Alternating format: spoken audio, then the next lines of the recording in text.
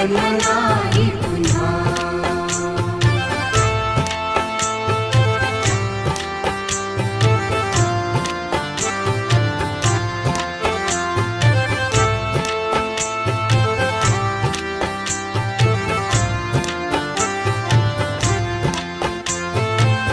हा जन्म आहे सद्गुरु कृपेचा, हा जन्म आहे सद्गुरु कृपेचा, हा जन्म आहे सद्गुरु कृपेचा। हरि ओम स्वामी समर्थ म्हणा,